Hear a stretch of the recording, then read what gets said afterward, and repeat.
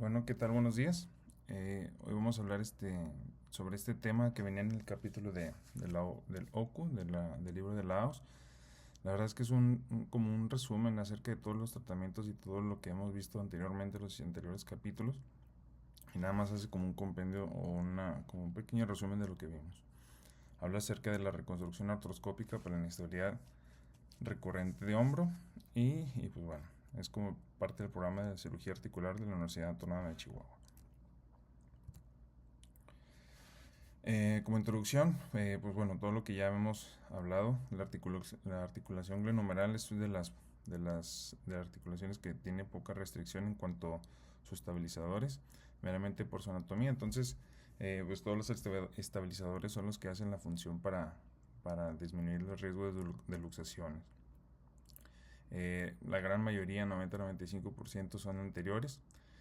Obviamente el tratamiento temprano reduce la recurrencia y más en aquellos pacientes que ya vimos que tengan los mayores riesgos, principalmente los pacientes jóvenes y deportistas, ¿no? La luxación frecuente es más o menos el 2% de la población y pues obviamente los avances en imagen y principalmente en la cirugía pues van a mejorar los resultados. En cuanto a la evaluación clínica, la edad principalmente es el que hemos visto es el principal factor de riesgo. Sabemos que entre más jóvenes, más riesgos de continuar con la inestabilidad. En aquellos pacientes con menos de 25 años tienen con alto riesgo de recurrencia, ¿no? Algunas condiciones médicas como epilepsia, aquellos pacientes alcohólicos o que tengan algunas patologías psiquiátricas que son las que nos van a dar mayor riesgos de luxación o de recurrencia o de la inestabilidad.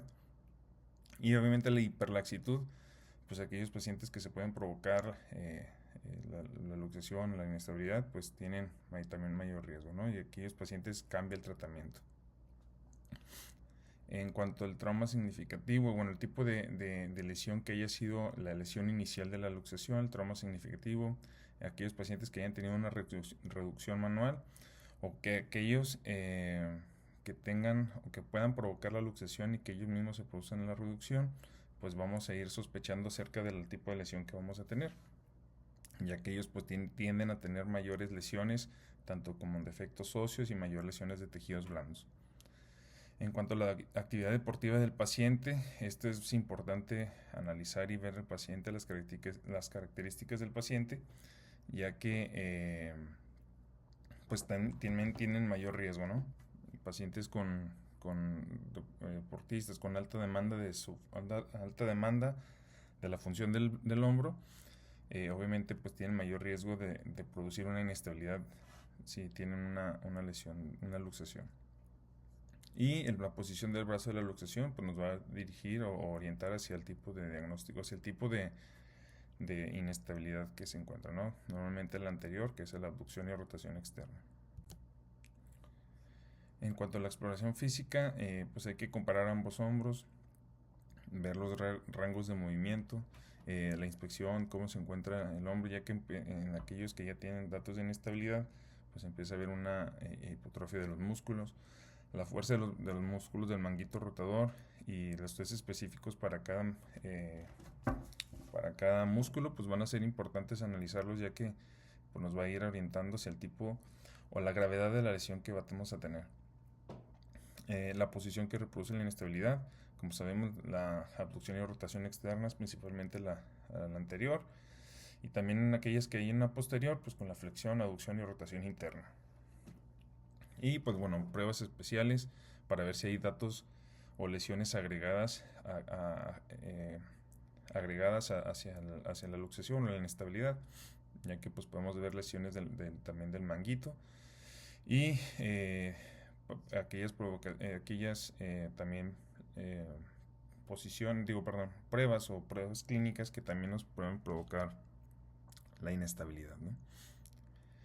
Y bueno, hay que tener también un examen neurológico y también de la columna cervical, ya que pues podemos ver lesiones asociadas hacia esta. En cuanto a las imágenes, pues son los mismos que ya hemos visto.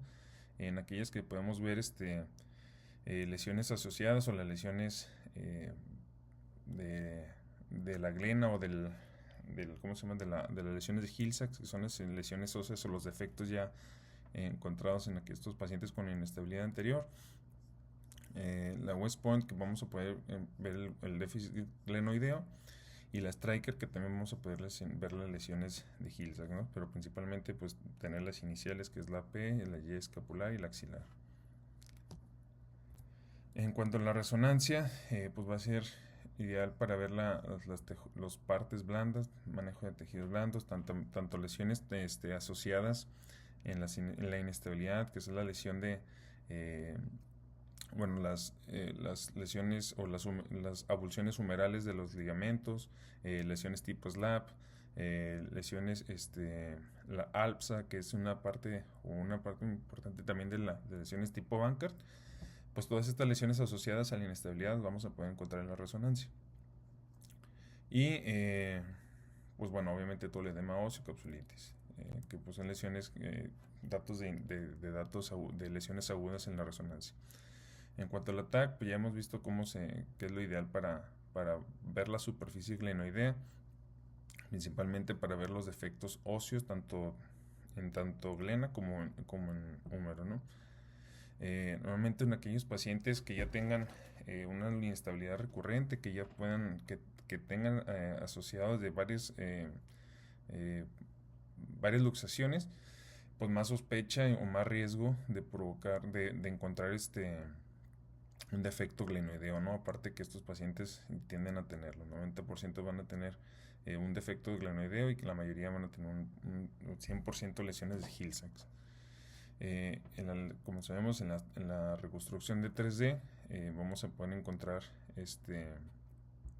vamos a poder calcular los defectos o el defecto glenoideo.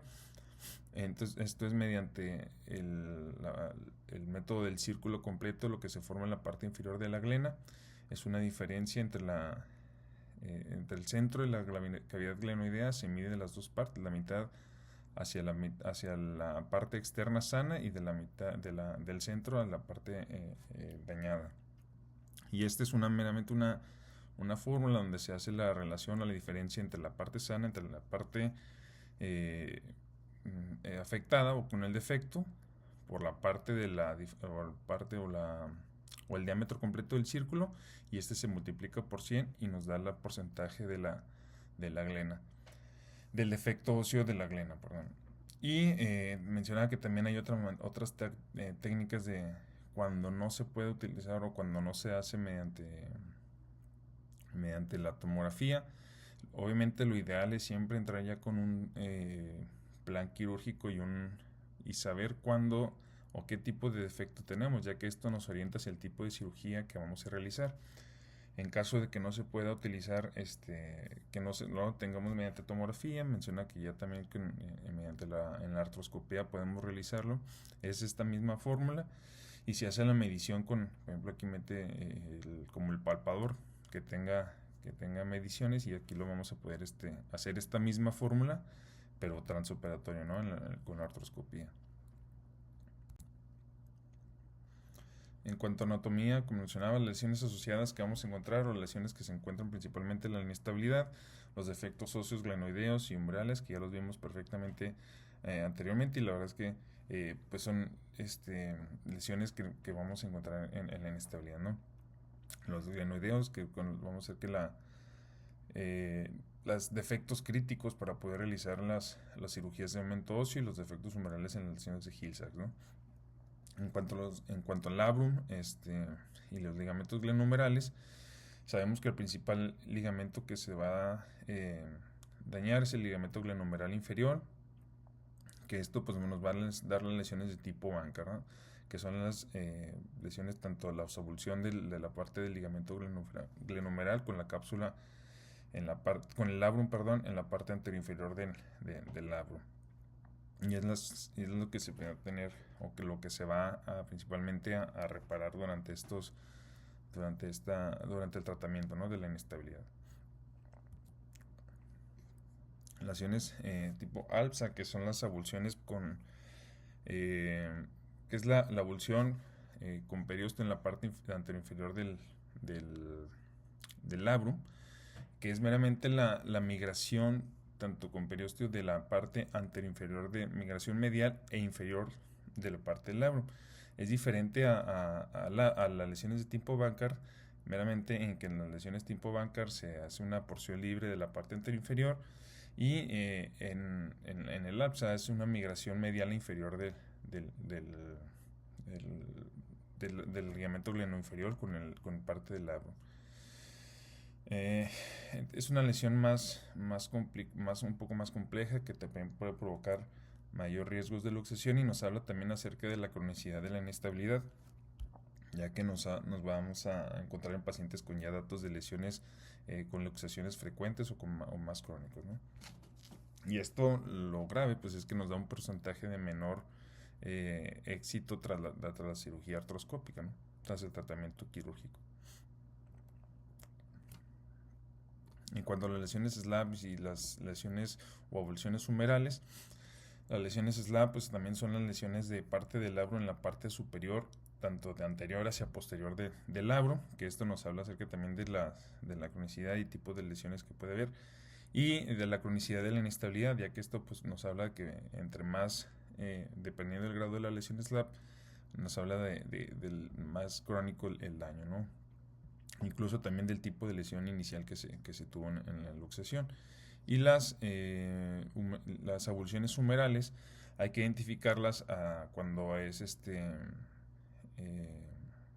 diferente a las lesiones, o sea, hay que identificar el tipo de origen de la inestabilidad, ya que normalmente, aunque son menos frecuentes las avulsiones humerales, también nos pueden dar la inestabilidad, ya que se desinserta del húmero el ligamento, ¿no? Los ligamentos glenohumerales, y esto pues también puede provocar la inestabilidad. Entonces es importante identificar todas las lesiones de tejidos blandos previos a pensar un tratamiento o una reconstrucción artroscópica de una inestabilidad, ya que si no se le da el tratamiento adecuado a lesiones de tejidos blandos, y es lo que nos hace mucho énfasis en este capítulo, que si no se le da el tratamiento que debe ser a la parte de tejidos blandos, no vamos a poder tener no vamos a poder tener un éxito adecuado en la cirugía artroscópica de hombro, ¿no? Por inestabilidad. En cuanto al tratamiento conservador, lo digo un poco rápido, que pues lo que, como un resumen de ahí, identificar las comorbilidades del paciente, que son solamente aquellos pacientes que se les va a dar este tipo de tratamiento conservador. Si tiene mucho riesgo de comorbilidades, pues normalmente se basa este tipo de tratamiento. Aquellos pacientes que también tengan baja demanda física, aquellos pacientes con epilepsia o crisis convulsivas que tengan riesgo de provocar una nueva luxación, pues no se deja el tratamiento conservador. Enfermedades psiquiátricas o pacientes que no puedan completar el proceso de rehabilitación adecuado, ya que pues van a provocar o tienen riesgo de tener una recurrencia tras el tratamiento quirúrgico. Normalmente hay una inmovilización. Mencionaba el tiempo de 2 hasta 4 semanas, dependiendo del tipo de bibliografía. Y después de esa inmovilización se seguía un fortalecimiento de los estabilizadores dinámicos del húmero, ¿no? de la articulación glenohumeral, principalmente músculos del manguito rotador. Y mencionaba que normalmente, como en atletas, tiene un porcentaje alto de recurrencia. Mencionaba, esta es la bibliografía del libro, que decía que hasta 37% se dejaba el tratamiento quirúrgico para ellos principalmente. No se dejaba el conservador. Y normalmente el tratamiento quirúrgico, pues bueno, la tendencia es que sea una reconstrucción artroscópica. Normalmente, bueno, al principio pues se dejaba, pues están las dos opciones, ¿no? Cuando es abierto y cuando es artroscópico. Normalmente cuando es artroscópico debemos de tener, como mencionaba, identificar bien las lesiones de tejidos blandos asociadas a la inestabilidad, aparte de las lesiones de ligamento glenohumeral inferior, ya que si no tenemos un buen plan prequirúrgico, tenemos mayor riesgo de que con la artroscopía pueda provocar una recurrencia de la inestabilidad. Entonces, por eso le mencioné identificación y tratamiento de lesión de tejidos blandos específico por paciente cuando hay lesiones asociadas, ¿no? Si hay lesiones tipo SLAP, lesiones tipo avulsiones humerales o las tipo ALPSA, ¿no? Entonces cada paciente, si se identifica lesión de tejido blando, ir por ello o tener un buen plan prequirúrgico. En cuanto a la reparación de Bankart, esto es lo que mencionaba el libro, que la reparación de Bankart abierta igual o mejor que en la artroscópica. Normalmente ahorita la tendencia es que sea artroscópica, incluso encontré por ahí, ahorita más tarde se los paso un artículo que en Estados Unidos desde 2010 al 2019 la cirugía de Bankart artroscópica es la cirugía artroscópica que más empezó con mayor uso en estos años, o sea, comparaban los años previos a este. Menciona que el 2010 al 2019 es la que se empezó a utilizar más como artroscopía. Entonces, menciona que con el advenimiento y también el entrenamiento de los cirujanos, pues tiene mayor porcentaje de éxito en comparación a tiempos previos. Sin embargo, lo que sí menciona mucho el libro es que la reparación abierta pues sigue siendo como una parte pues significativa o que ayuda más en el éxito, ya que en el éxito de la cirugía de la inestabilidad. Sin embargo, puede provocar algo de restricción en cuanto a rangos de movimiento, ya que dice que sacrifica ahí la rotación externa cuando son reparaciones abiertas. Entonces, aquellos criterios que nos vamos a poder tener para tener una cirugía artroscópica exitosa, es identificar y tratar las deficiencias óseas previas a la cirugía artroscópica, ¿no? También identificar y tratar la patología de tejidos blandos, la técnica y el procedimiento correcto, ya que, como mencionaba, cuando si es Bankart o si es otro tipo de tratamiento quirúrgico, también las cirugías de aumento óseo, como son la Target o el Bristow, tenerlas previas al tratamiento, o sea, tener un buen plan para lo que se va a hacer en la cirugía y identificar los factores de recurrencia del paciente. Aquellos pacientes con datos o con riesgos de recurrencia, pues también nos va a hacer que tengamos un buen éxito en la cirugía artroscópica. En cuanto a los defectos glenoideos, pues ya vimos qué tipo de tratamiento se les va a hacer. Hay que identificar los previos al tratamiento quirúrgico. En aquellos que son con defecto crítico del 25%, pues se opta por mejor tener un tratamiento quirúrgico abierto más que un artroscópico, ¿no? Y en aquellos pacientes que tengamos el fragmento libre, que podamos reunirlo o reducirlo, puede tener buenos resultados, normalmente con un fallo del 10%. Y nada más como comentar los procedimientos quirúrgicos abiertos que podemos hacer en las cirugías de aumento óseo, pues es el Bristow, la Target, o con aumento óseo de cresta ilíaca o de tibia, ¿no? Esto es meramente, como te mencionaba, como resumen ahí en el capítulo. Y por último, en cuanto a las lesiones de la cabeza humeral, normalmente tratamiento en conjunto con los tejidos blandos, o sea, la cirugía de aumento óseo, pues tenerlo en conjunto junto con los tejidos blandos, las lesiones o las reparaciones de los ligamentos glenohumerales o del labrum que tengamos dañado, y que el tratamiento de reemplazage, que es este aumento con la cápsula, tanto cápsula posterior y parte del infraespinoso, pues bueno, son buenos tratamientos que nos ayudan para llenar los defectos de las lesiones de tipo Hill-Sachs. Y pues bueno, es todo del capítulo.